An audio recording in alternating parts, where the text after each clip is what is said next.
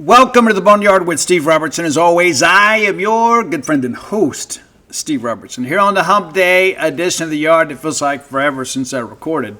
I do enjoy doing the show, but at times it gets to be a bit of a grind. It does. And so I recorded, so early because I thought you guys would really want to hear from me on Labor Day.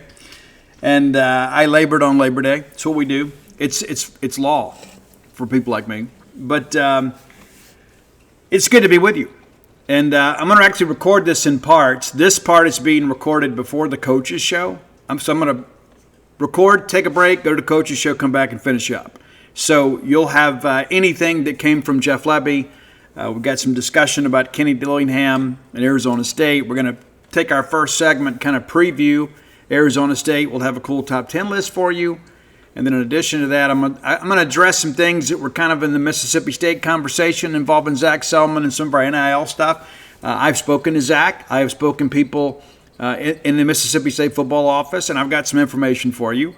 And the first thing that I want to say about that before we get too deep into the reads, the intention behind that article was very positive.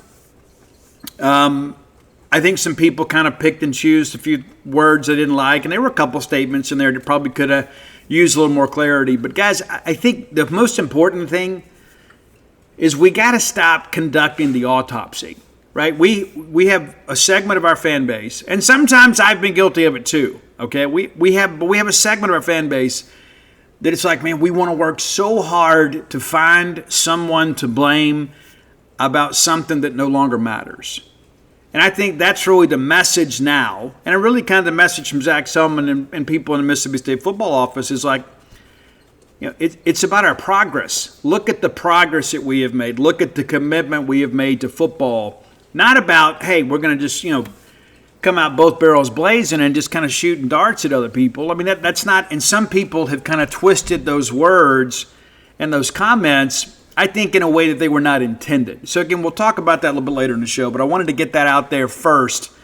But, one of the things I forgot to do, too, in my haste to record the show about the win, I didn't give our folks at Kalita Guitars a shout-out. We're going to get a couple today, but I wanted to talk to you guys right out of the gate about the website itself. Guys, you owe it to yourself to go to the KalitoGuitars.com website. Even if you're not necessarily in the market for a guitar just yet, right? Maybe you're a player or you want to be a player. Right now, maybe you just crush a lot, but you want to upgrade the rig. And guys, you don't know how many times I have thought so long and hard about pulling the trigger on some of the stuff, and it stays with me. It does. Like, I'll look at stuff and I'm like, man, I think it'll be okay. The guys, and I'll be again, I'm not making a big commitment here. But the one that I'm looking at, and I continue to go back to, it just keeps pulling me back. And again, I can't go spend thousands of bucks on a guitar. I own two businesses, and so when we're small business people, and so I can't just go write a check for a guitar that I may only play every once in a while. But I'm looking at this Ibanez JEMJR-WH, the Steve Vai signature electric guitar, white. It's got the monkey grip on it. It is so clean. It reminds me of that Yankee Rose video with David Lee Roth years ago. And like I tell myself, if I had a better guitar, I would play more. And there's truth. And you'd only get better. It's like the violin lesson, right? If the only time you play is when you go to the violin or the piano lesson, you never really get better. You go to the lesson and you practice on your own. And so there are a lot of things I would like to do. And sometimes I'll sit around and I'll play. My wife's like, hey, what were you playing? I was like, I don't know. It just kind of came to me. But the reality of it is I do love playing my guitar. I don't know that I'm ready to get on stage and play for you. I might be a little nervous. But I dig it so much. And one of the things that jumps out to me too, like if I was just going to go write a check, like let's say that I won the Powerball, right? Well, number one, most of you would never see or hear from me ever again. If I did win the Powerball, dude, I would go nuts at Kalita Guitars. I would have so many guitars, and sometimes I would buy guitars just like for other people to sign, like their signature models. But some of you are really serious players, and I hear from you guys all the time. There are some very serious guitars on here. There's a hollow body electric guitar, Brown Burst. It's a Yamaha. It's regularly $4,360. Guys, it's like $3,100. So you get 29% discount, and it is so good looking. Like, that's one of the things that I love about, guitars, right? Number one, they're cool, first of all. But how many times, like, have you seen, like, Slash play that Sunburst Les Paul on stage, you think, man, that thing looks so cool. And it does. But you can get a guitar really for any level player in your life. That Yamaha RSP 920 or RSP 20 with the Swift blue paint job, that's a cool looking guitar too. But it's not just about the sound. Sometimes it's about the look, right? And I've got some beat up guitars that have a lot of character that I love. But man, sometimes I wish I just had something a little bit sleeker. And so it's not just a guitar shop. As we mentioned before, they do mariachi stuff, ukuleles, violins, guitars, so many cool things. And really all the accessories you need.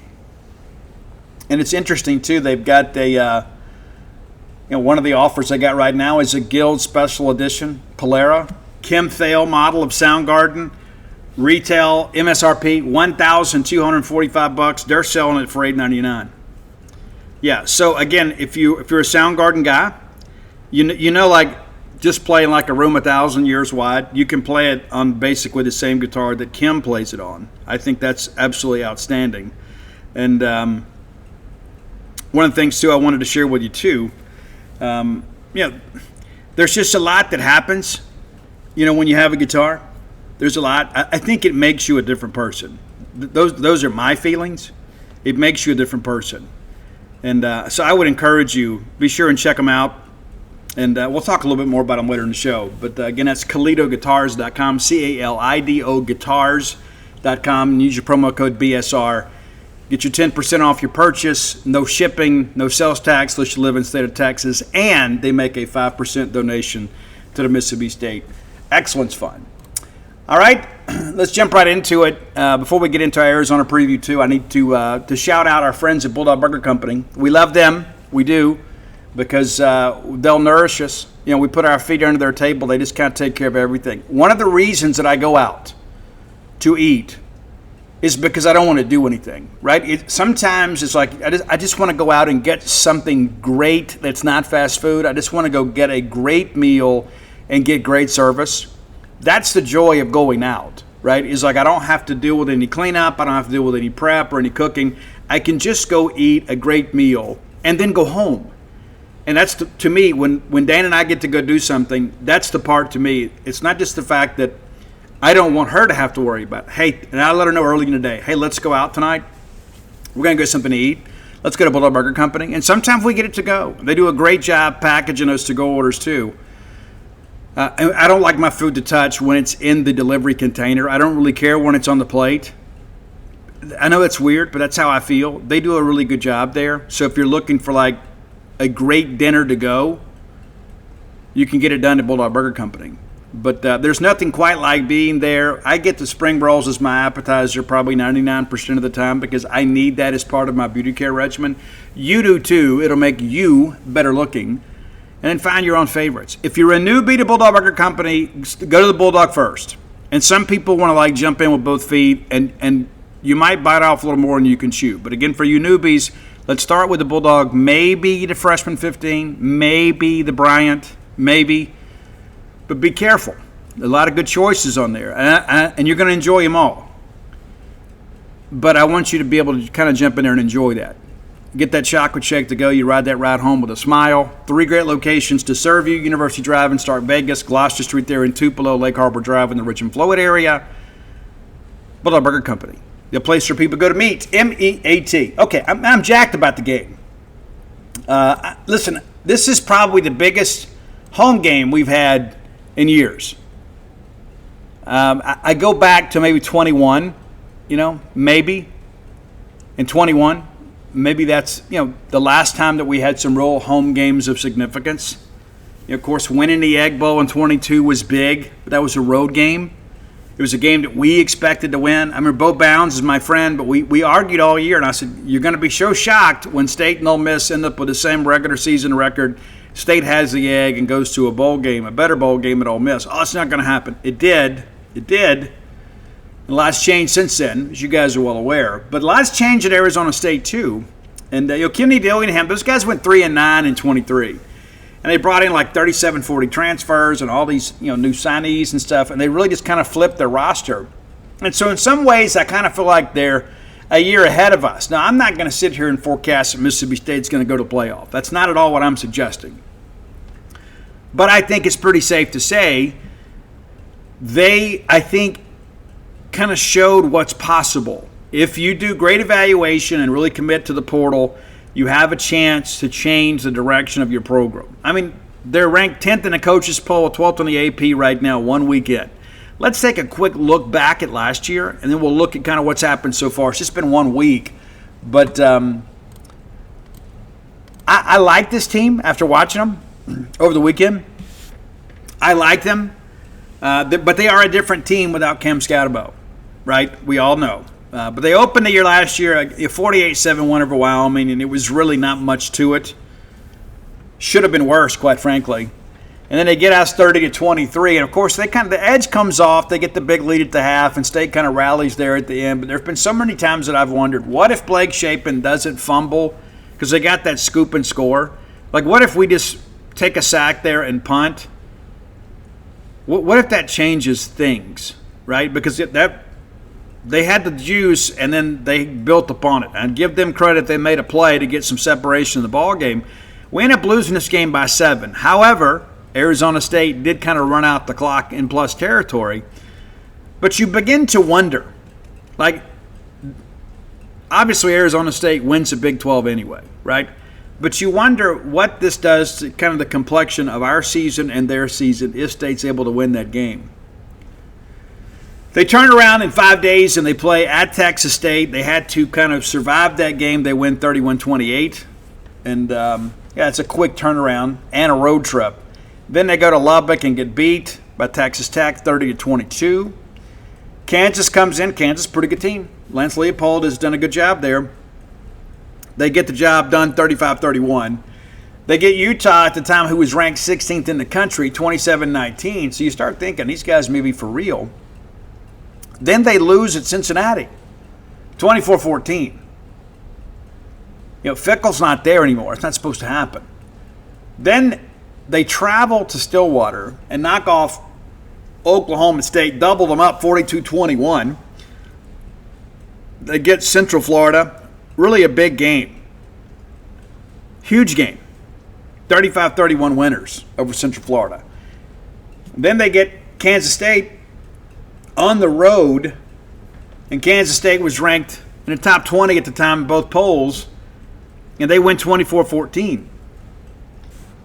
And it only gets better from there, right? If you are a Arizona State fan, because you get BYU the following Saturday for homecoming and senior day, and it's a gold out, and you beat a very physical BYU squad 28-23. Then, kind of the cherry on top there, you go to Tucson and you run the Wildcats out of their own stadium, 49-7. Wouldn't we like to be on the positive side of a 49-7 decision against our bitter rivals? Well, they win that, and so, of course, they end up going to the Big 12 championship game.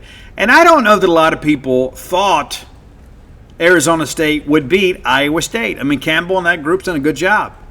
Not only did they beat them, they destroyed them, 45-19. I don't know if you even watched that or kept up with that. And I know a lot of people on our board were like, hey, Arizona State made it in the playoff. Wouldn't that be something, right? Well, they did. But if you go back, and obviously you got a lot of football to watch these days, but I don't know that people fully appreciate. Like, Arizona State outgained Iowa State by well over 100 yards in this game. Passing was about the same. They nearly doubled them up on the rushing side. And just kind of controlled the flow of this game in every aspect. And when you kick off 8 times in a game, chances are you're going to win. And they did. And look at individual numbers here. Sam Levitt, pretty efficient, 12 for 17, 219 yards. 3 touchdowns, and then Cam Scotabo runs for 170. When you're getting that kind of production out of your stars, chances are you're going to win. And they did. And then they get in the playoffs and probably played in the most entertaining game of the season last year against Texas. I'm trying to remember where I was. I was with some friends and family, and we watched that game. I don't remember where I was. But nevertheless, I remember I was at the Stark Vegas Clubhouse. That's where I was. I think that's right. But anyway, it was so crazy because you think, okay, all right, Texas is just going to all right, they've settled down. It's going to be okay. Dude, this game was so wild. And I think it says so much about Arizona State because they had every chance in this game to just kind of roll over. And so you know what, guys? We've made a good run. It's done. It's 14-3 after one. It's 17-3 at the break. And you think, you know what? Texas will just kind of salt this thing away. Well, then Arizona State begins to get some plays defensively. They get a safety. They pitch a shutout quarter. And then that fourth quarter just goes wild. 16 points in the fourth quarter to force overtime. And it eventually goes 2 overtimes. And I remember Cam Scotabo just absolutely playing his heart out in this game. But I think it says a lot about the culture at Arizona State. And so that's something that's difficult to beat. When you have an opponent that truly believes they're going to beat you, and I don't mean all this canned hype where, everybody's in their Instagram DMs and stuff like that. Now, you guys are the greatest, But when you have a true belief in yourself that is kind of built over the quality of a season where you face some adversity and you begin to develop some esprit de corps, you begin to build culture. You begin to learn to trust each other. And you're like, I can go out here and go 100%, and when I have to come off the field, the guy that goes in to replace me is going to do the same. And so then you're not pacing yourself. You're just playing wide open, and they did. So last week against Northern Arizona, we talked about this a little bit on Monday. Yes, Northern Arizona is from the FCS. Yes, they've had some transfers that, came from the FBS. So they probably upgrade their talent a little bit. And they run some pretty exotic stuff on defense. A lot of 5-man, bear-type fronts. Do some overhang stuff. You don't see it a lot. And you would say, well, Arizona State had all summer to prepare. Guys, Arizona State didn't take all summer to prepare for Northern Arizona. Right? Northern Arizona, athlete to athlete, cannot compete with Arizona State. Period. They ran a lot of base. Defense, they didn't do a lot offensively. There wasn't a lot of wrinkles.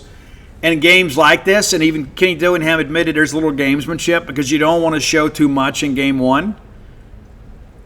Once you get deeper into the season, you kind of are who you are. You can't reinvent your identity, but you can add some wrinkles.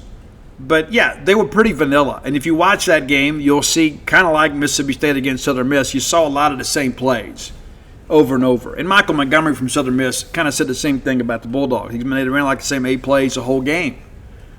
And so you're not going to be able to make a lot of conclusions about who Arizona State is based on that game, nor should you, right?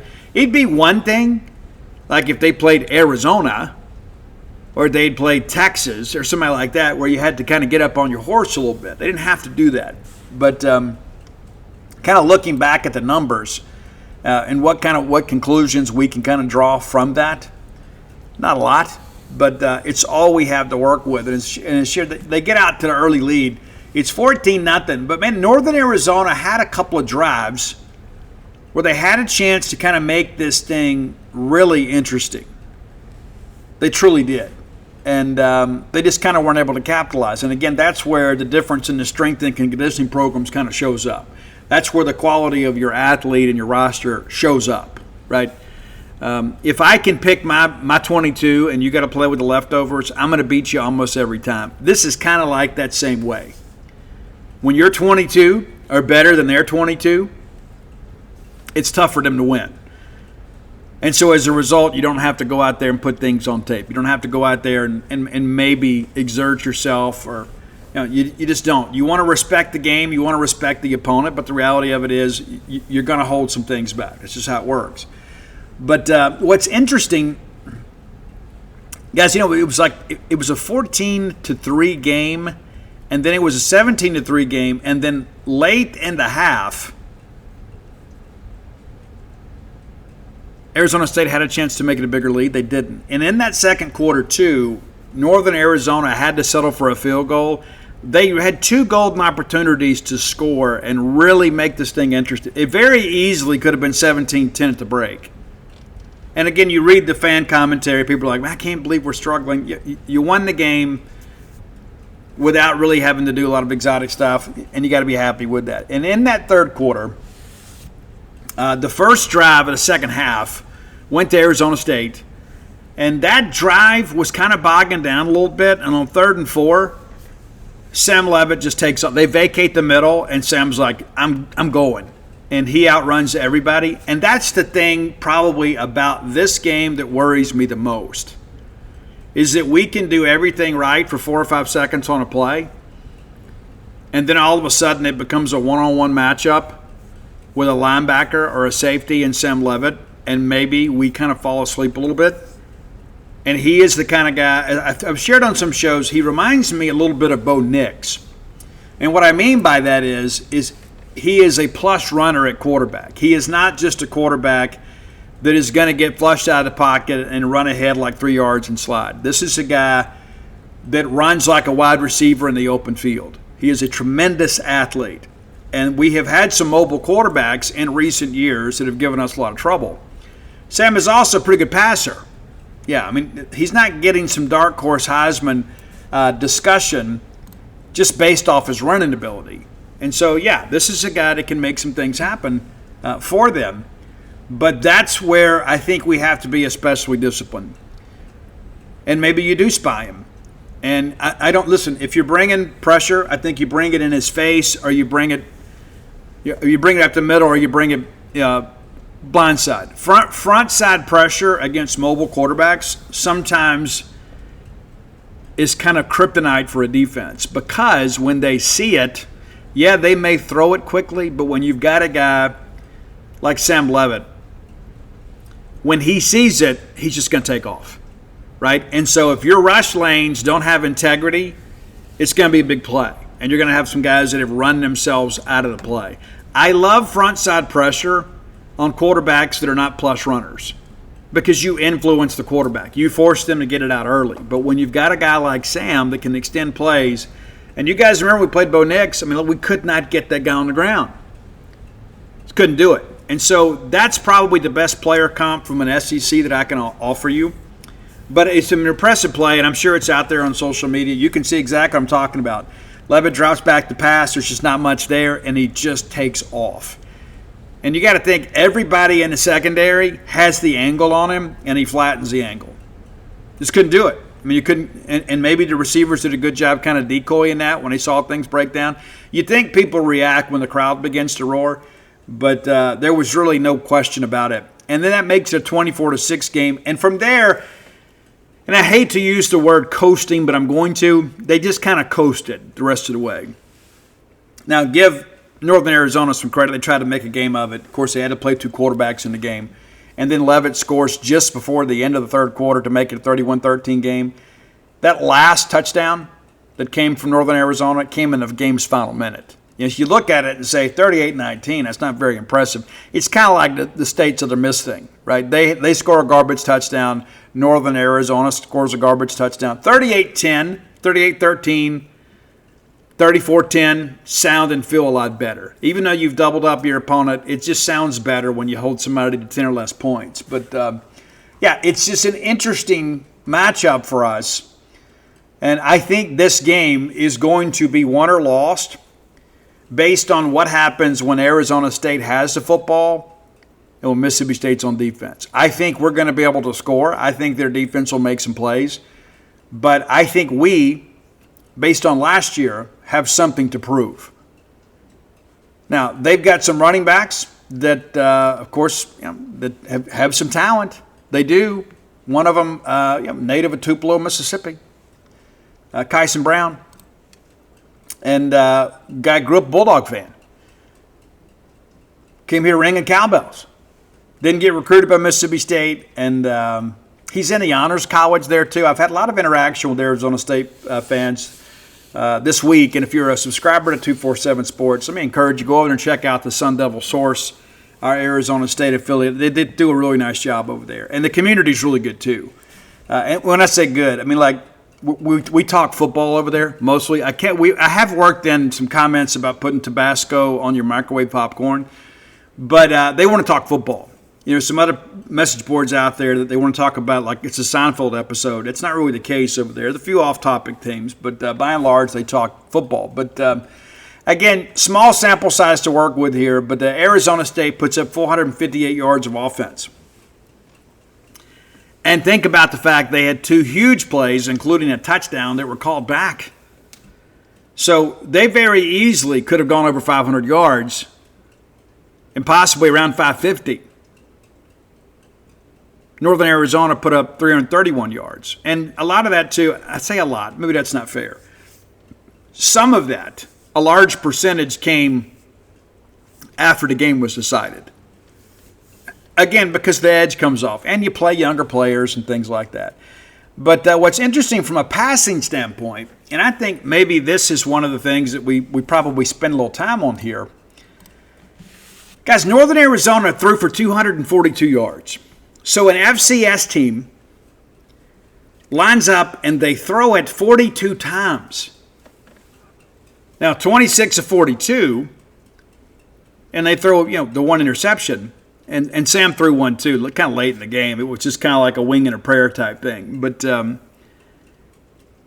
this Northern Arizona team is not going to be able to match up with a Power 4 defense, but they still threw for 242 yards. Now, some of that, obviously, is because there was separation in the game, and in the second half, you're going to throw it a little bit more because you're competitive.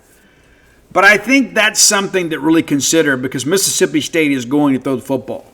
Now, we're not going to run the air raid, but we're going to throw the football. And we're going to try to run the football to set up some stuff down the field, some vertical passing stuff, because we have quarterbacks and receivers that can do that. And so it'll be interesting what that first drive looks like. And I think a lot of it's going to depend on what the defense shows, right? If they play 2 high safeties, you got to go run the football. If they walk safeties down in the box, well, then maybe you can take some shots outside the numbers. But I do think it is interesting that they give up that many. I mean, you give up 26 completions in a ball game, it's tough. It is. Now, Northern Arizona ran for this 89 yards. You expect some of that, right? You expect a little bit of that just because it's an FCS team playing a Power 4 team. And Arizona State rushed for 201 yards. But what I found interesting watching the game is, Northern Arizona just kind of, again, showed these odd fronts. They had a lot of run blitz stuff. And then at times, the Browns, the 2 running backs, they were just getting it going. And you make a guy miss or you break through a tackle, there just wasn't much contained. It's clear that Northern Arizona wanted to play this game at the line of scrimmage. When they were able to fit gaps, they were able to get stops. When they weren't, there were gap plays available. And the thing that I wondered is, hey, if you know they're going to go ahead and run these run blitzes here, why not work some screen stuff behind it? But maybe the mobility of Sam Leavitt makes a difference in your play calling there. I'm sure it does. But, we talked about, they averaged 9.1 yards per carry. That stands out to me. And again, a lot of that is, it's chunk plays. But Leavitt led them in rushing with 73 yards, tied with Kyson Brown. Shout out to the Golden Wave at Tupelo High School. And then Raleigh Brown had 5 for 38. So even though he didn't have quite as many attempts, and again, if you look at what Mississippi State did, kind of spreading the ball around as you get separation to kind of also kind of spread the wear and tear out, that's basically the same philosophy Arizona State had. It's amazing how similar the games were and how they were managed between Mississippi State and Arizona State. Very, very similar.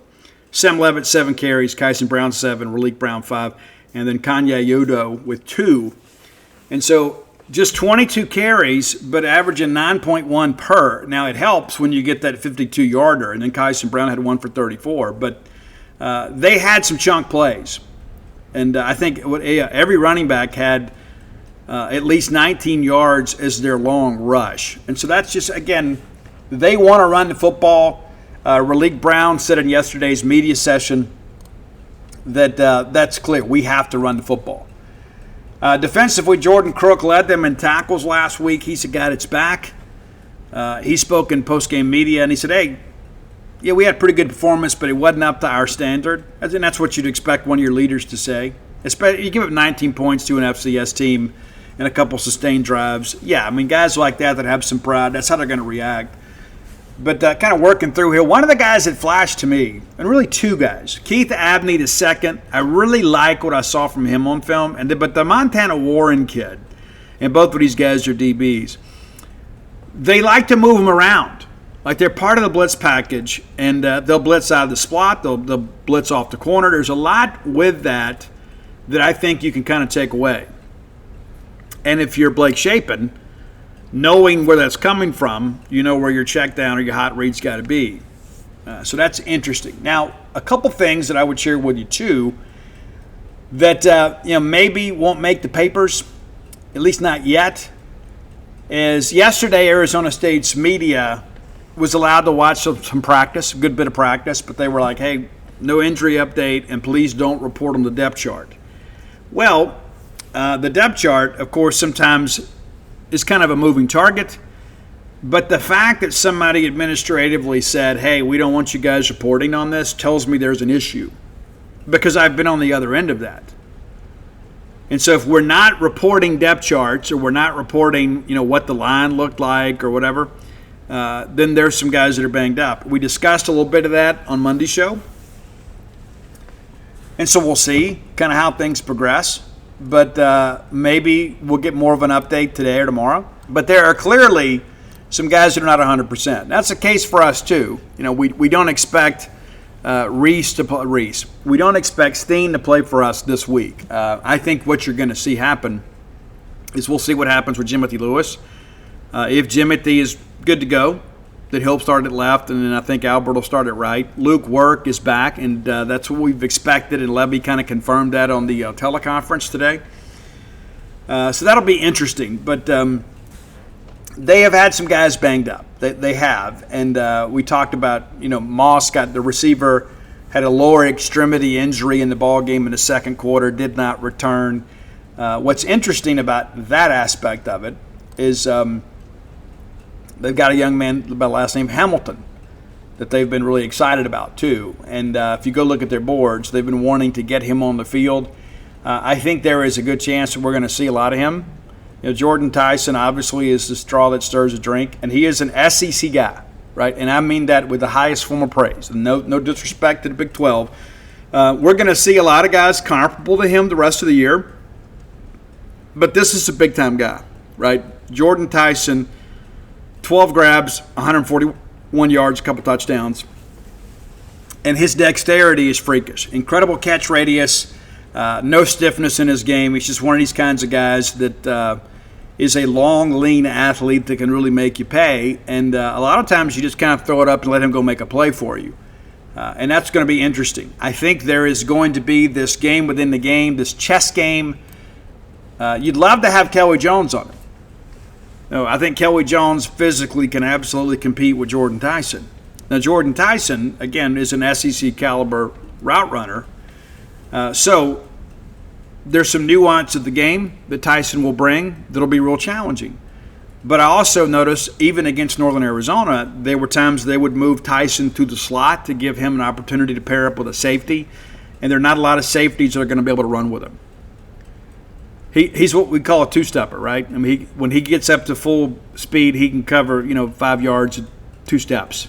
He's a guy that can really, really run. And so I share that with you because I think that will be the game within the game. Do they move Tyson some to the slot to give him the middle of the field to operate in? It makes good sense to me. There'll be some times they'll move him out wide and just throw 50-50 balls to him. If they find a way to get him paired up with Diego Brumfield, and Diego does play bigger than he's listed, but Diego not the biggest guy, and Jordan Tyson, a guy that can clearly elevate, that's a matchup that would favor them. So we got to make sure that we keep Tyson in matchups that are advantageous to us, or at least 50-50. We can't be in a situation where there is a disadvantaged matchup, and that's what scheming is all about. Real quickly, And we'll get ready to pause here shortly because I got to do an Arizona State podcast too. But special teams. Canyon Floyd, the punter, averaged 48.5 with 250 plus. Some of that is the desert air. The humidity here, of course, makes a little bit of a difference.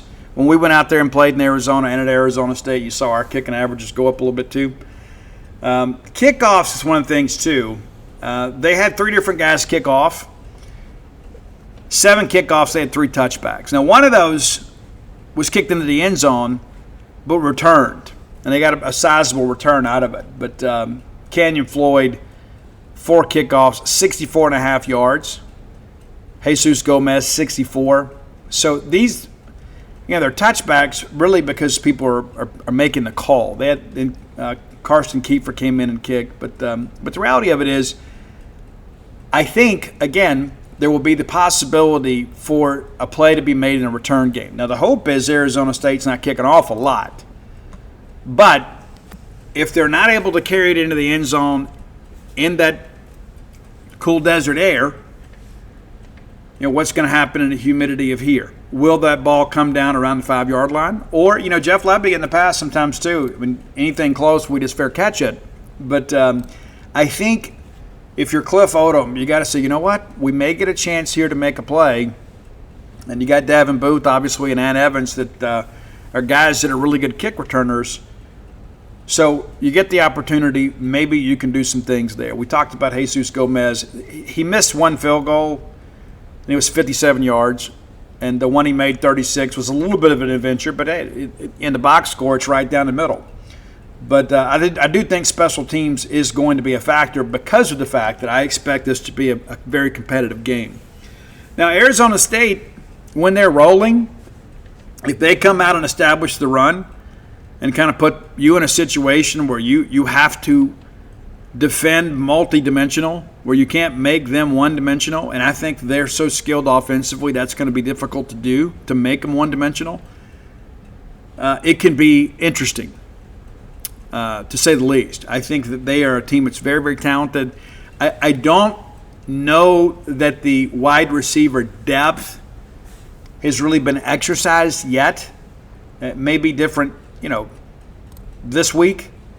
I think because of the fact the attention that Tyson is going, he's not just a great player. Sometimes he's a great decoy because he may occupy the safety and give that slot guy the opportunity to make some plays in the middle of the field. And is that Moss?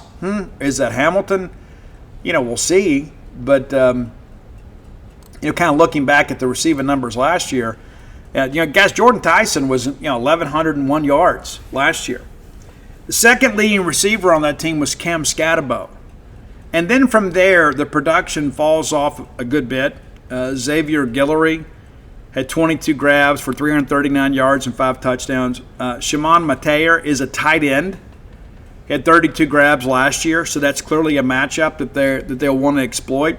He is a guy, too, that has been nursing a calf injury for a while, too, so that's something that we'll watch. And then Melquan Stovall had 24 catches. Nobody else had more than 20 catches on the team.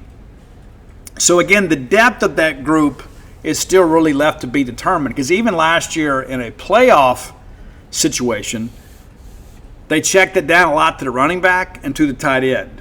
When you begin to work through that, again, Scatbo had 45 catches, and then, Mateer, 32. So between the two of them, they're right there at Jordan Tyson's numbers. And that's really kind of the bulk of the production. They had 234 catches, and between those 3 players, you're talking, 160 almost. And so you kind of understand what I'm saying. I think that there may be some opportunities, obviously, that you can stick with some man coverage, maybe. Maybe you can account for one more guy in the box. But it's a talented group. It is. And I think one of the things you begin to ask yourself, too, with so many players back, basically on offense, kind of what they lost was Cam Scatterbo in the center, basically. There are a couple guys, too, that, were on offense that maybe were not major contributors. But that's what we're looking at. But defensively, I don't think that there's that one guy you look at and say, hey, this guy is an absolute game wrecker. And again, they've had a few guys kind of banged up, especially on the defensive front. But again, it's a group that knows each other well. It's a group that's played a lot of snaps together. And so that cohesion sometimes is a great weapon. I think that's one of those things that you have to always consider. You guys that know each other well communicate well. Guys that have been in a system for a year or two know what's expected of them. So even in a loud environment, they know how to, sometimes just by a look, not even necessarily a hand signal, you get the opportunity to kind of figure some things out. But, good team. And in the event that Mississippi State wins, it's going to be a really good win. And I don't care what number's next to their name, but I think this is a team, obviously, that should have your full attention. And what I mean by that is you're not going to play or coach this game, but you can attend the game, and you can come make this a very hostile environment and help cheer on your Bulldogs. Of course, being a hostile environment is just kind of cheering for your team and rooting against the other ones. We don't believe in personal insults and all that good stuff. But we need you here in Starkville. We do. So if you're on the fence about coming, please allow me to encourage you to make plans to attend. All the new enhancements, the LED lights, and of course we've shared with you earlier this week about there were so many things that we have done, I guess it was last Wednesday, to make the game day experience even greater. And I think you're going to want to say you were there. There were a lot of people, obviously, that have politicked for these LED lights for a long time. And we would get a chance to see Davis Wade Stadium in a new light, no pun intended, even though figuratively and literally that's the case. So we got a quality opponent coming in, a Power 4 non-conference opponent. A lot of people, I want to see State play somebody good. Well, you got a chance to see State play somebody good on the first night with the LED lights and so many other new amenities, but also the first home game of the year. First home game of the year. So please don't have this show me attitude. You matter. And I'm going to make a plea to our students. You guys are the lifeblood of our fan base. You're the future of our fan base. You're our future donors. At some point, some of you will have your name on buildings at Mississippi State. At some point, you will be involved in a big part of our NIL and our fundraising stuff. But these are memories with your friends that you only get a short time in life to make. But Mississippi State needs you, whether it be basketball, baseball, football, but especially in football and basketball, because of the fact that, baseball, everybody kind of cheers something good happens. But there are times when the team needs you to help elevate the rest of the crowd. We have sometimes people get caught watching the game and not helping be a part of the game. They're just spectators. We need you to help influence people to be contributors to the game. So when the team needs you, when there's a big moment in the game, we need you to rise in unison and ring those bells. And I promise you the rest of the group will go along with you. They don't get to singing too fast either when we do the fight song at the beginning of we don't do that. Go to Cowbell Yell. Make sure you're coming in right. Don't be like Joe Bro on Instagram. You're kind of coming in late, coming in hot. But we need you. And we love you. And I don't know that people fully always appreciate the value that our students bring to us on game day. You hear a lot of people griping about you left some trash behind, and you know what? That you don't need to. But we need your voices. We need your bells as we get ready to take on the Arizona State Sun Devils. All right, time for today's Close with Blair Player of the Day. It's not going to be a player. It's going to be a friend of Mississippi State. Yeah, that's right. We'll get to that shortly. Let's thank Blair Chandler at Close with Blair for being our friend. We all need friends in industries that perhaps we're not very familiar with. You don't know that when you're young. But that's the cool thing about being a part of this fan base and living in a great state like Mississippi. I got a tire guy, I got a plumber guy, and I got a mortgage guy, and they're saved in my phone for that when I need something, I know who to reach out to. That's one thing about having a community, right? Instead of having to just go Google or get on the yellow pages, we just kind of trade names back and forth. And so I'm helping you here. Save Blair Chandler in your phone is the mortgage guy. Yeah. 601-500-2344. Do it now. 601-500-2344. Blair Chandler, mortgage guy. Put him in your phone. You may not need him today, but you may need him tomorrow. And you need to have somebody with the expertise and know-how to get things done. Yeah. 24 years of experience in this industry. Get his expertise and know-how working for you. Yeah, that's a life hack they don't tell you about. Get that pre-qualification letter so you're not shopping above your means. You know exactly what you can get approved for.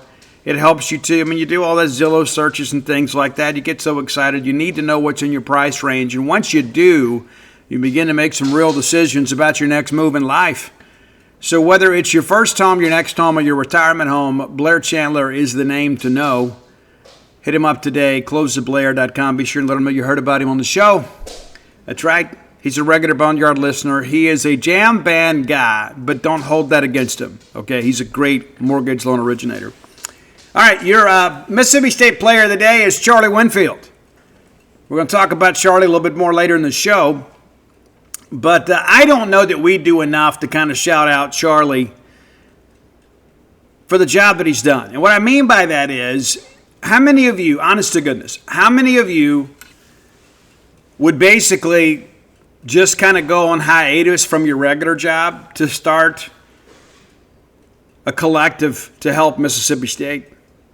I would say it's a very small percentage. And then how many of you would have been able to successfully navigate through all those rules, not get yourself in trouble, not get in trouble with the IRS, not get Mississippi State in trouble, and then think that you found some value in all that? I would say the percentage goes down even more. And how many of you would have been able to make that collective the official collective of Mississippi State? In the beginning, there were a handful of collectives trying to help Mississippi State. All very well intended. But in the end, Charlie Winfield's last of the Mohicans, baby. That's right. And there are a lot of schools out there that kind of have an adversarial relationship with their collective. Not with Mississippi State, Charlie Winfield.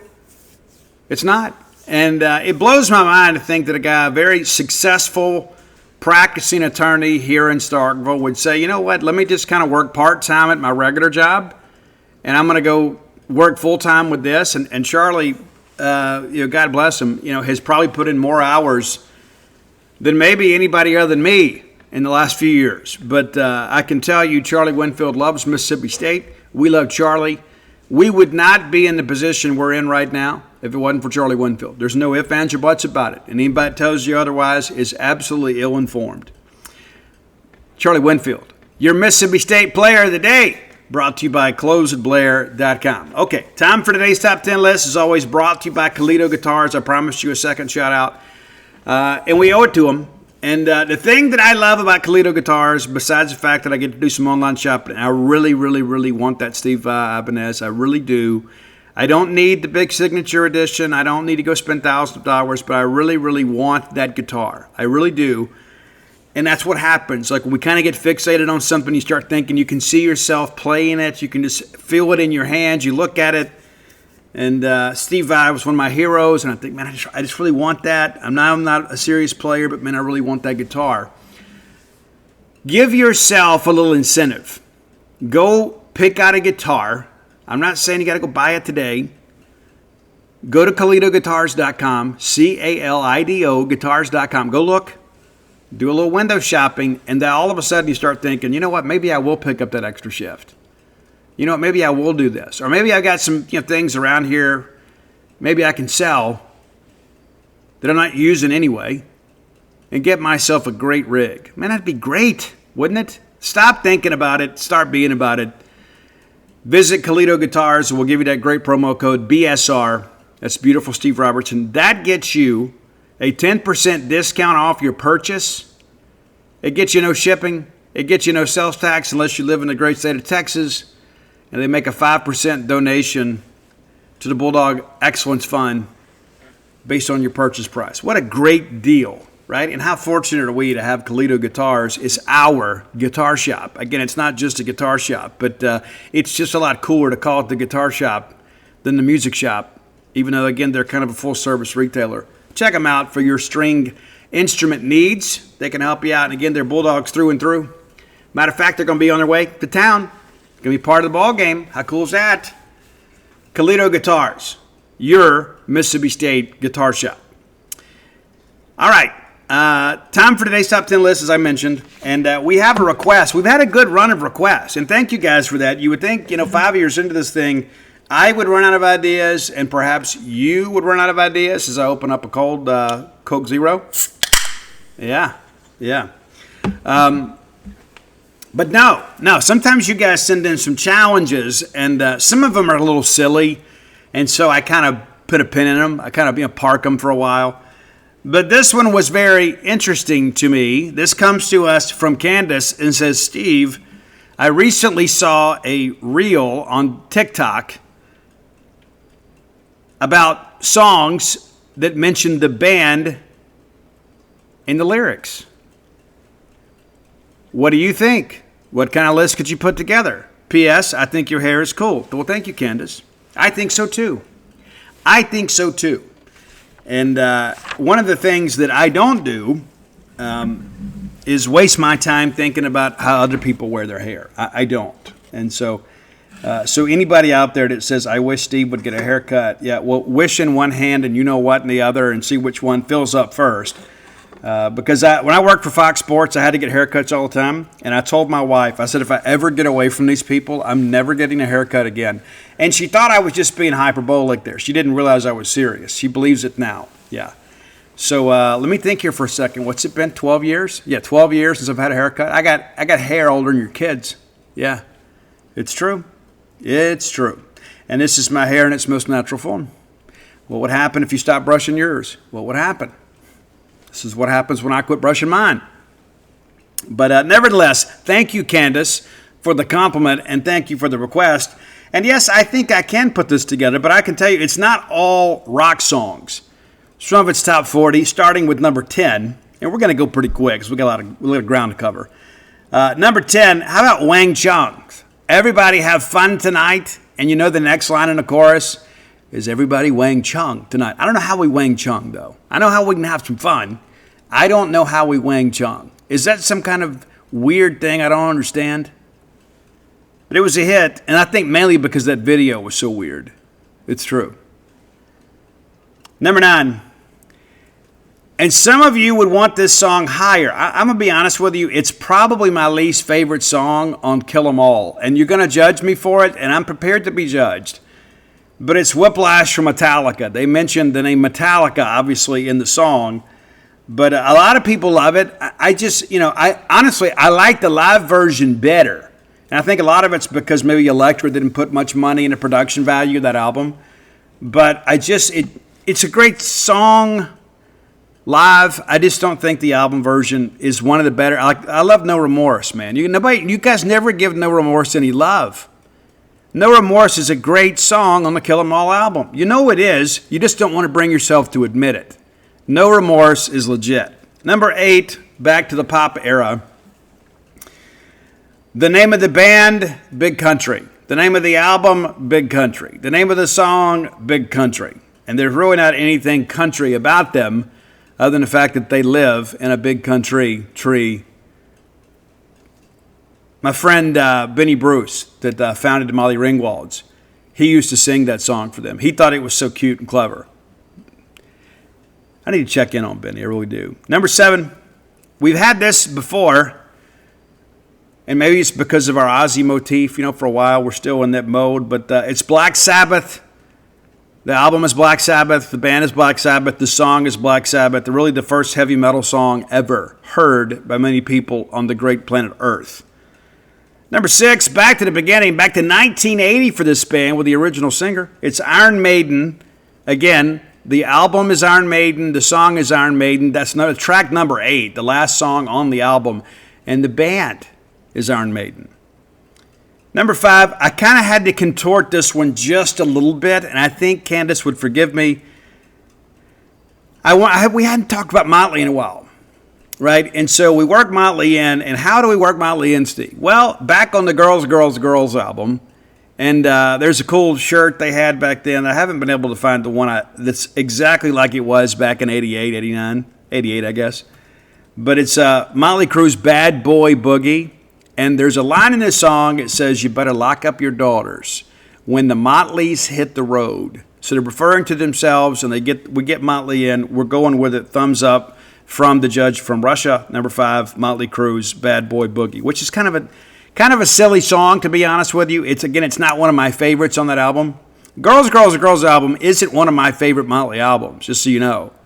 I know it was like a gateway album for many of you.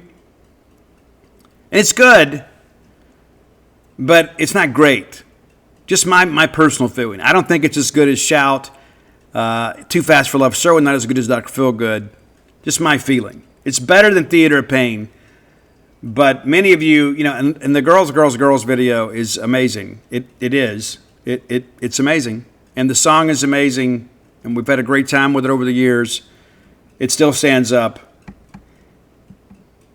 But that's just my feeling. Number 4, the great Freddie Mercury.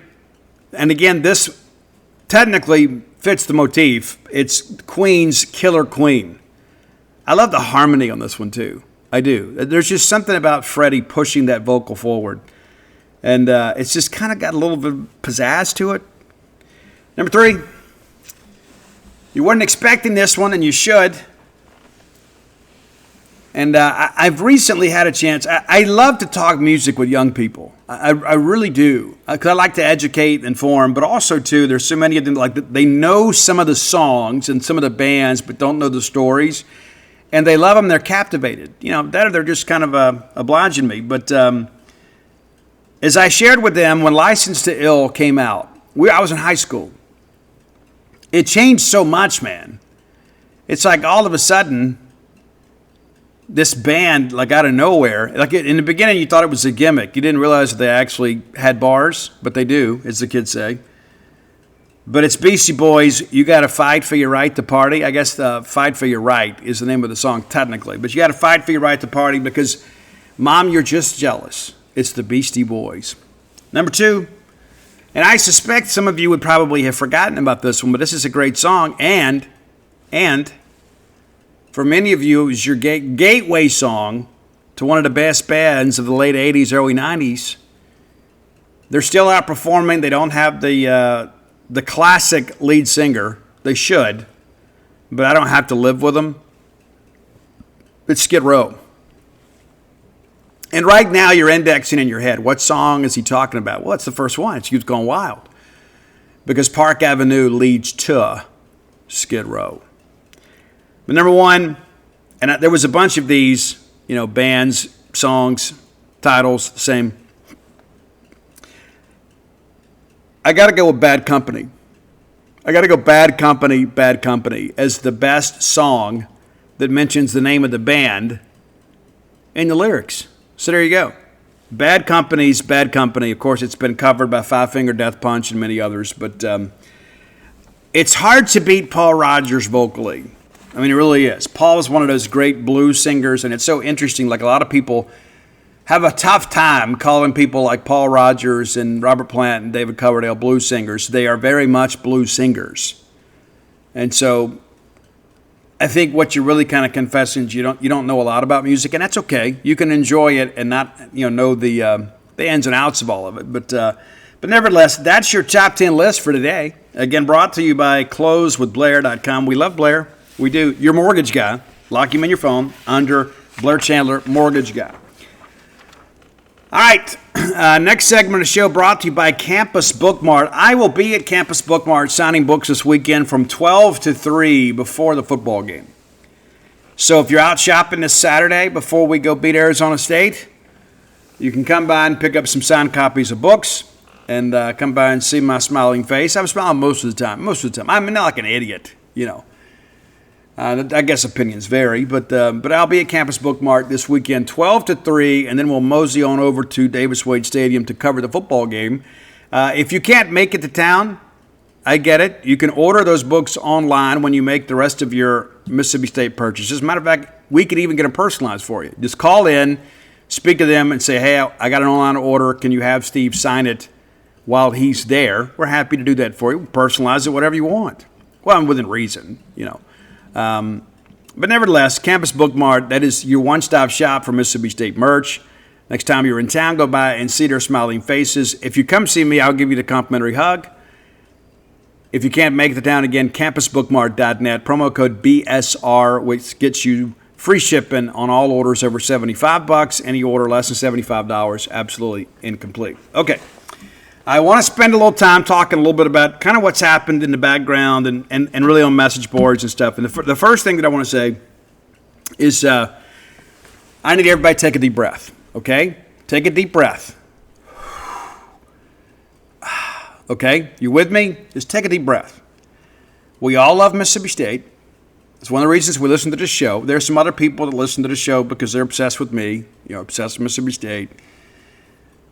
I just don't hope I have like a rabbit on a stovepiot or something. Don't do that Glenn Close thing. Don't do it. But so we had this. Chris Lowe had this article and generated a lot of discussion. And hey, that's what you want, right? When you're in our industry, you want to write articles that generate discussion. But it also generated, I guess, some angst from some people. And I want to clear this up as best I can. I have spoken to Zach Selman today for about 40 minutes. I've spoken with Charlie Winfield today.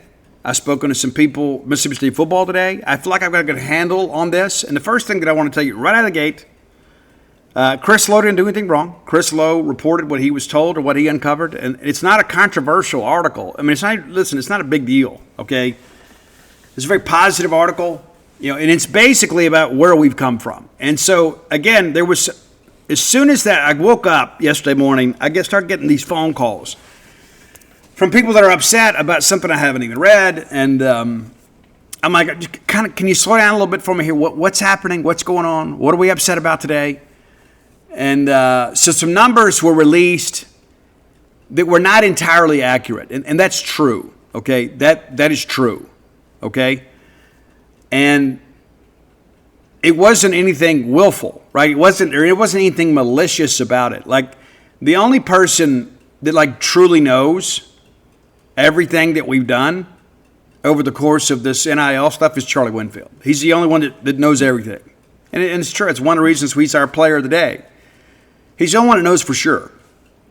And so other people answer questions, and their answers are very well intended. And then people freak out because maybe it doesn't match what they've heard or what they thought or what somebody shared with them. And so here's one of the things that I want to share with you about that. Okay, NIL can be a complicated procedure, especially for the casual fan. And so it's not just about, payments to players. There's a lot involved in it, right? For some situations, there's automobiles, there's housing, there's a lot of things involved in NIL deals with certain players. It just is. It's all legal, right? Nobody's doing anything improper. And so numbers were shared, but it weren't the full numbers. And then some people were like, hey, well, this just doesn't jive. Here is what I'll say about that. Again, and I've talked to Zach, and I love everybody involved. I do. And I don't just mean from a professional standpoint, I've got a lot of respect for them. But I've got personal relationships with these people. These are people that I care about. These are people I've met their wives. I've met their children. Charlie Winfield, my daughter worked like a summer at their law firm. My girls know their children. It's this is not. It's not an arm's length relationship, right? And so I want to kind of clear some things up. And I'm not getting into numbers. And I think if there's any mistake we made, it's probably putting a number on this because people freak out about that. And here's my message to you is the number is not the story, okay? And the truth of the matter is the story is not the story. And all due respect to Chris, and Chris is a friend. The story is Mississippi State is in a much better situation than we were a year ago, we were 2 years ago, we were 3 years ago. We are in a much better situation. NIL has only been legal for 4 years. And one of the things, and in my discussions today, and I give Zach a lot of credit, one of the things that Zach said, because there's so many people that want to act like there's all this acrimony and stuff, and that's just not true, okay? And Zach's like, hey, it was a much different time back then. We didn't know what state laws were going to look like. We didn't know how state laws applied to out-of-state players. We didn't have a lot of national direction on this. The NCAA was trying to play catch-up. And I can assure you, Zach's not sitting in judgment about any of that stuff. And I think that's where some things kind of get twisted. People get it out here and think, well, this little quote matches my agenda and my worldview about how things were and how they should be and the people that I don't like. And so I'm going to latch on to that. You're wrong, okay? You're wrong. You're wrong in your thinking. You're wrong in your methodology. And you're wrong to just kind of cherry pick little things. The fact of the matter is, we are in a much better situation in the, quote, NIL era, in which now we're in the rev share era. The NIL era was going to be very, very difficult for Mississippi State. And so a lot of people are like, hey, well, we only had this. And I'm not going to get into a lot of specifics, but I want to make sure that you understand this. You do not hoard NIL money. Okay? That's not what you do. You raise money to spend money. You don't go put a war chest together. And a lot of times money is going out as fast as it's coming in. Now, you obviously want to have some surplus from time to time because things pop up. But do you guys not remember that when we all took part of the $1 million match? We did over at Gene's page. We gave money personally. We gave money corporately through Gene's page to the $1 million march. We gave money to the NIL basketball game. We've been a partner with the Bulldog Initiative from the beginning, and we will continue to be. I don't know where we'd be if Charlie Winfield hadn't stepped up and just figured this thing out on his own and then worked in conjunction with the university once that was permissible, and that happened the week that Bracky Brett became your interim AD. There's a revisionist history out there in the minds of some. But the reality of it is, all of where we were doesn't matter. It's about where we are and where we're going. And there's some people out there that want to be proven right more so than they want to know what's right. And that's one of the things that I'm trying to tell you today. What's right is that we are on the best footing we have ever been. And despite what some other people may have told you, we were middle of the pack for a while.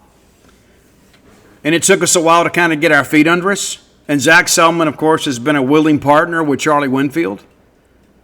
And so together, everybody deserves some credit. And it doesn't matter who gets the most. But I can tell you, after speaking, and Charlie and I speak regularly. Again, Charlie's a buddy. I mean, sometimes we'll go a month without talking, then we'll talk 3-4 times a week. But Charlie's a friend. And as I've joked with him before, I said, man, when we die, we're all going to have to take the stairs. You're going to get to use the escalator, man, for what you've done for Mississippi State.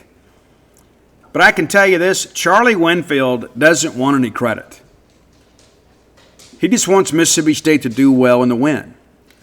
Zach Selman doesn't want any credit. Zach Selman just wants Mississippi State to win.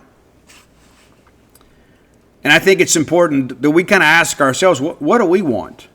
Do we want to be right fighters? Or do we want to win? I want to win. And so when these kind of things pop up, and sometimes we're our own worst enemy, and part of that I include the totality of the fan base. Because at times we have a very vocal minority that will take something and kind of contort it to fit what they think, and then they share that, oh, here's what really happened. They assign motive to other people's words that don't exist. And so the focus for those of us that truly love Mississippi State is on our future and is on what's ahead of us, more so than what's behind us.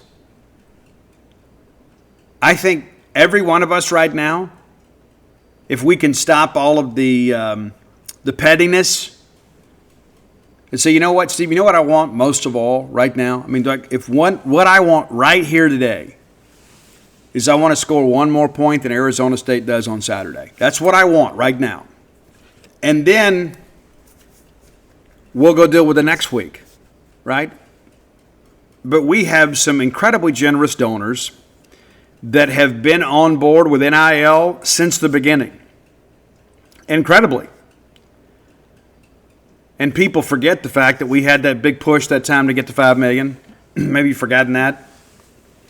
And we forget those things, right?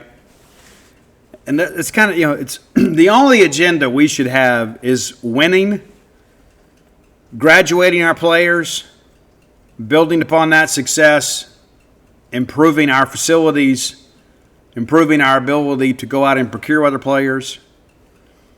And I spoke to people in Mississippi State football, and they tell me, like, this year, like, what we were able to go to battle with this year, incredibly competitive.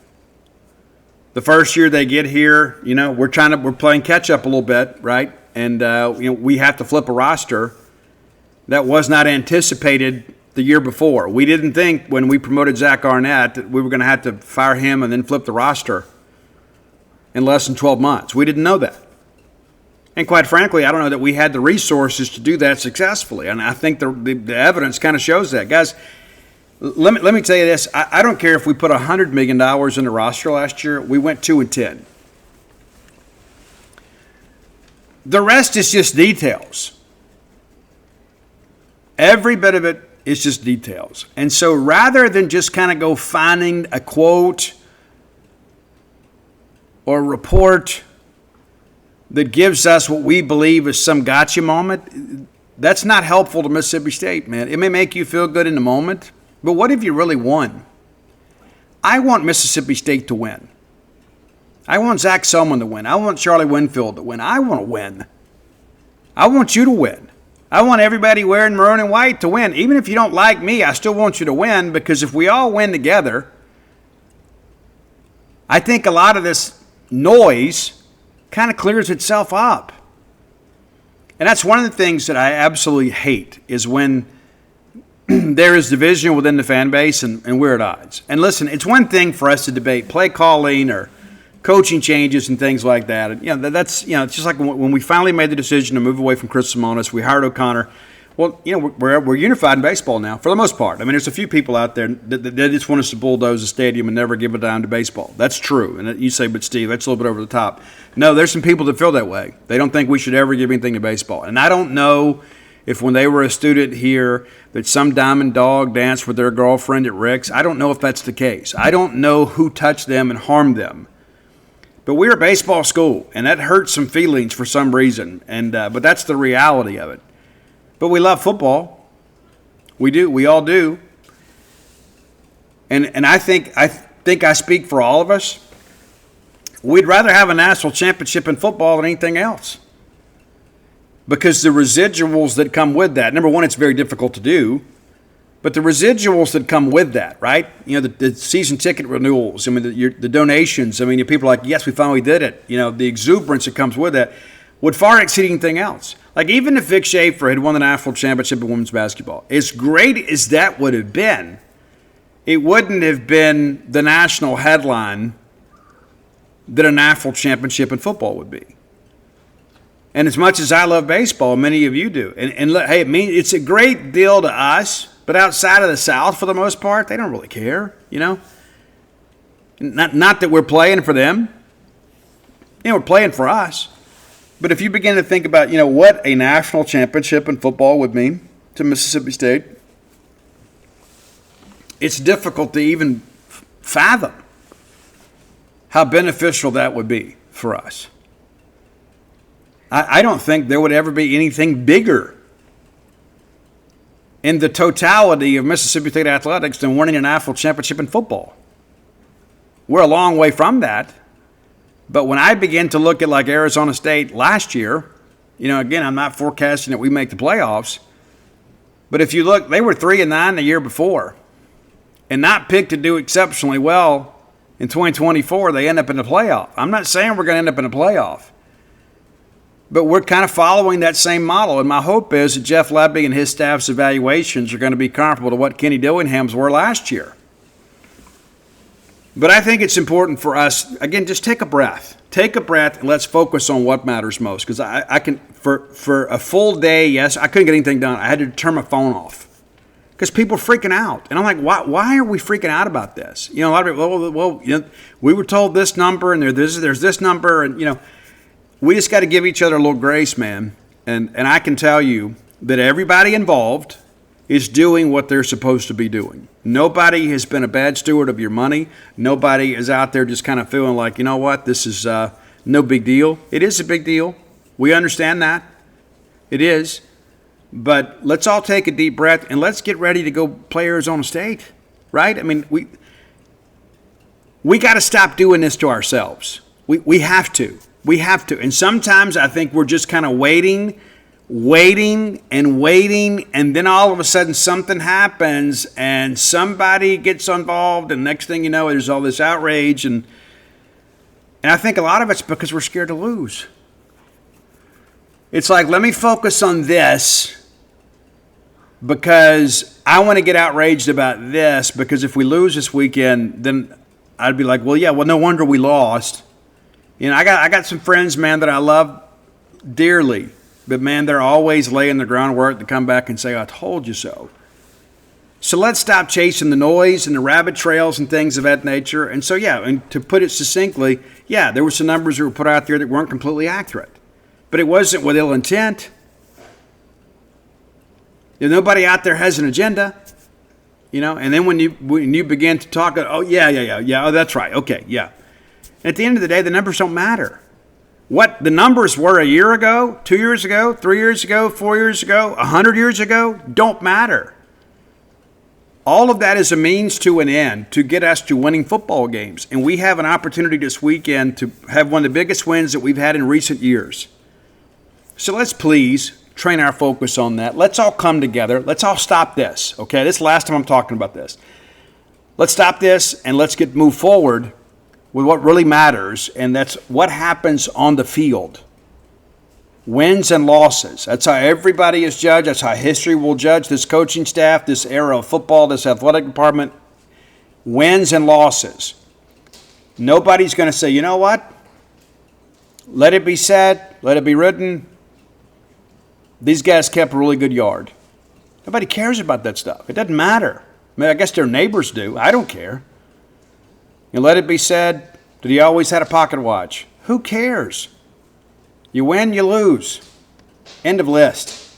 All right, final segment of the show brought to you by the Stark Vegas Clubhouse, the best place to stay in the Golden Triangle without any question, especially if you're bringing a large group to town. You don't have to. You can have the whole place to yourself. Nobody's judging you, right? But it'd be a shame to have all that extra room and not utilize it for your friends and family. Yeah, it's true. 6 bedrooms, 2 bath, plenty of parking, full service kitchen, the wet bar, the back porch area, the fire pit area, 5 minutes away from the Mississippi State campus. It's the old renovated clubhouse at the old country club out past the Highlands. It's a great facility before. It's even better now. We've stayed there. We had a great time. We encourage you to stay there as well. Mom's not getting any younger. Dad's not getting any younger. Wouldn't it be great to make some memories with them and have everybody under one roof?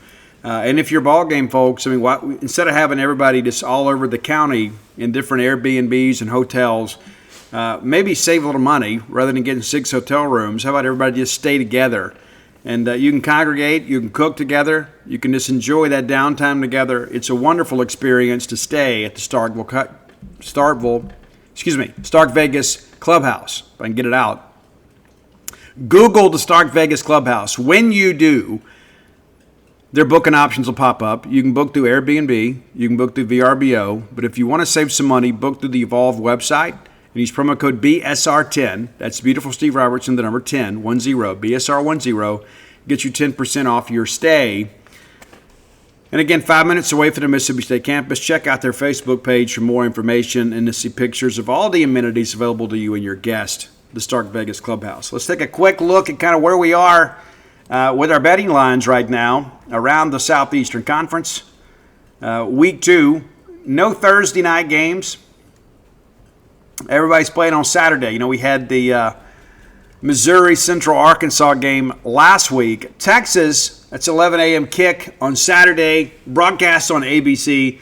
They'll host the Spartans of San Jose State. Texas favored by 36.5. And after what you saw last week with Arch Manning, you kind of wonder a little bit, can they cover? Certainly they'll win. Will they cover? We'll see. Utah State is at A&M. A&M also a huge favorite in the game, 31.5 points there. Utah State's 1-0. Won't be surprised to see the Aggies cover. Yeah, a little bit of a little double entendre there, I guess you could say. But, Utah State possibly covering. That's a lot of points, 31.5. A lot of points. Especially when Utah State's a 1-0 team. I don't know if you're big fans of Utah State. Maybe you love all land-grant schools. Maybe that's your thing. It's like, hey, Steve, that's our sister school, but so is A&M, but we kind of hate them a little bit. But they knocked off UTEP last week. So who knows? 28-16 win last week. Maybe they can make it good against the Aggies. We'll see. Austin Peay and Chris Parson against Georgia. No line on this game. But again, Austin Peay knocked off Middle Tennessee last week. Listen, they're not going to match up talent-wise, but they can protect Chris Parson. Maybe Chris can kind of make this interesting. Rooting for Chris. He's a great guy. Ole Miss at Kentucky. The line has come down a little bit. It's currently at 9.5 points. And again, the thing that I say, and we talk about it all the time, going to Kroger Field, it's just weird. It just is. And a lot of it's because Mark Stoops makes it weird. Mark's kind of a weird guy anyway. He was like the Eastern Dan Mullen, but he kind of had Mullen's number a little bit. Weird games went up there. But Dante Dowdell, the former star from the Mississippi Gulf Coast, of course, went to Oregon, then to Nebraska. Now he's at Kentucky. He had a big game last week, 14 carries, 129 yards, and 1 touchdown. We are rooting for him to have a Heisman-esque quality performance this weekend against Ole Miss. Not exactly sure what to know what this Ole Miss team, it's, we expect them to take a step back, and they would. That's being fair. That's not being critical. But Kentucky got them last year with better personnel. Like, Kentucky wasn't a great team last year. They're not expected to be a great team this year, but they won last year in Oxford in a weird game. And now they're going home where it could be even weirder. Over and under on this thing is like 50.5 points. I don't know that I think I may like the under. East Tennessee State, the Pirates, 1-0 on the year. How about that? FCS team rolling in Knoxville. I'm not sure what to expect out of Knoxville. They beat Murray State last week. East Tennessee State did, the Buccaneers, pardon me. Not technically the Pirates, but a Buccaneer is a pirate. But I was wrong. But I'm not sure what to expect out of Tennessee. Aguilar had 3 touchdowns and 247 yards. But in the Heupel offense, you want to vertically challenge people. I don't know if Aguilar has the arm to really push the ball down the field. We'll see how things go. Not going to be challenged this week. But, look at this Tennessee team, too.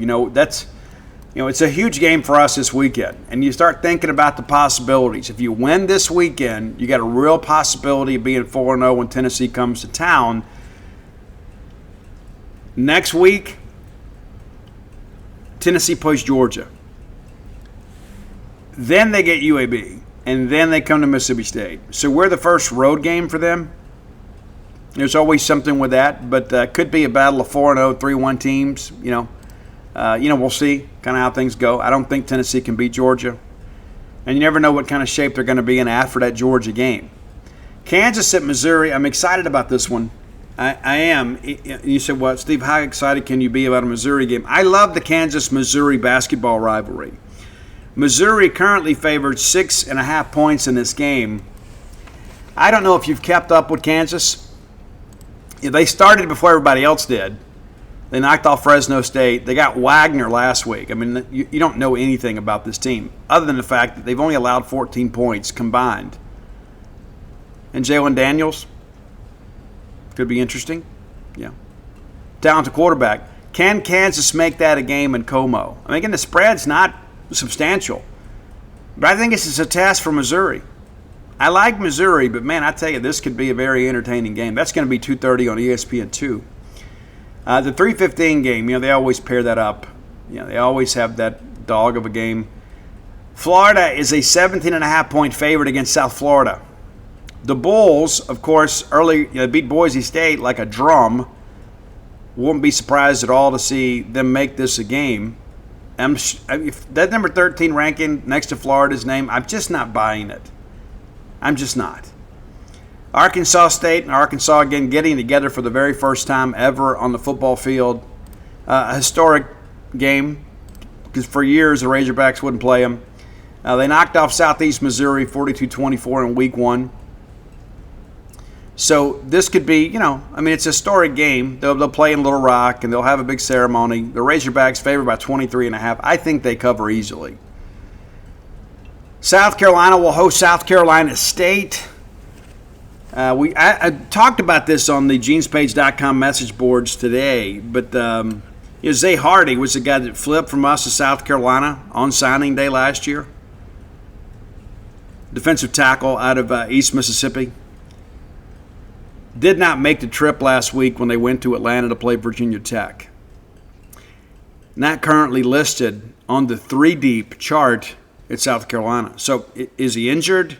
Is he just not progressing? One of the things that I said last year, even though he was committed to us, I said, that guy's got to get bigger and stronger. I went and watched him play and saw him get shoved around all night and couldn't even get video. I don't even know that he made a tackle.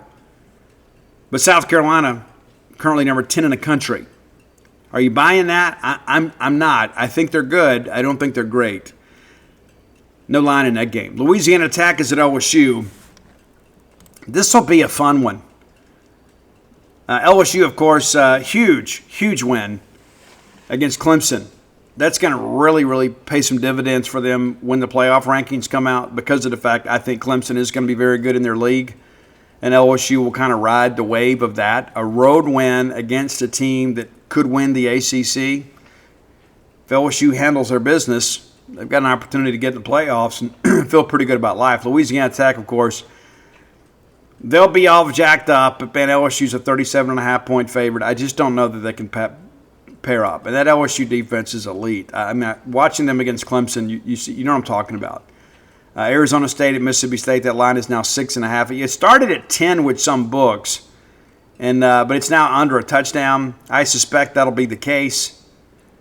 Michigan at Oklahoma. Michigan, a road dog here. Oklahoma favored by 5.5 at home. Oklahoma at 18. I'm not buying the Oklahoma hype. I've read some people think that they could potentially be a playoff team this year. I just don't see it. I don't. I don't think the schedule is helpful in that regard either. But Michigan coming in, that's helpful if you win, for sure. Michigan knocked off the Lobos of New Mexico in week 1.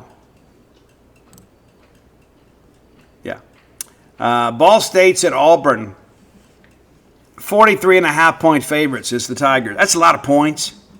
And the over-under on this game is just 52.5, and then Auburn's given 43.5 points. And so is this going to be like a 55-10 type ball game? It's kind of tough to make the math work, but Jackson Arnold, of course, did a really good job last week running the football. 16 carries, 137 yards, and 2 touchdowns. Threw for just 108. I just don't know that you can keep him healthy over the duration of an SEC schedule. Can he handle the grind of an SEC schedule, running the football 16 times a game? I don't know that he can, but in that fourth quarter, he elevated them to victory over Baylor. Vanderbilt and Virginia Tech. This one could be interesting. It's in Blacksburg. Virginia Tech's already 0-1. They lose to South Carolina. I didn't think they looked really good. Vanderbilt, and you got Pavia there too, 275 yards last week and 3 touchdowns.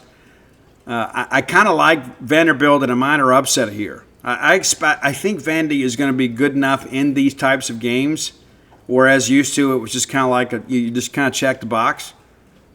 I think Vanderbilt might actually win this one. Louisiana Monroe's at Alabama. Ask Nick Saban about Louisiana Monroe. Yeah. People forget Louisiana Monroe beat Alabama when Nick Saban is the coach early in his tenure there. But the Tide 36.5-point favorites. But I tell you, watching Kalen DeBoer's pressers this week, that guy looks like he's ready to get fired. That's how it looks. It's like things are not going the way that I thought they would. I thought I would step in here and things would be okay. And if you watch the physicality that Florida State took to Alabama last week, you probably feel like I do. It's like this Alabama thing is probably over. All right, if you hadn't done so, go to DutyNobleBook.com. You can get signed copies of all my sports titles. Of course, that's Flim Flam, Stark Villains, Alpha Dogs, Dogpile, and The Dude. In addition, you get copies of When the Bottom Falls. Had a friend of mine just pick up the book, and she's a few chapters in and says, hey, I feel like I know you a lot better. Well, I'm sure you do. That book basically is me naked before the world, trying to help other people.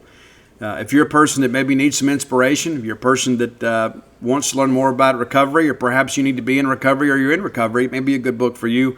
That's When the Bottom Falls. Come float with us at True Rest Floats Bob Starkville. You can dial 662-268-7601. Speak directly to my lovely wife, Dana. She can answer any questions you may have. If you're a person that suffers with chronic anxiety or pain, or maybe perhaps you just need a break, we may be able to help you. We've helped many others. We encourage you to give it a chance. Floating is a very unique experience. It's something that we on a float spa, and I don't get to float enough because I'm so busy chasing the bulldogs, but got to make some time to go get in there, and as do you. Be sure and check it out today. And come join us over at genespage.com, the Mississippi State affiliate of 247 Sports. Until next time, let's all live our lives in a way we make more friends than enemies, and people can see a difference in the way we live.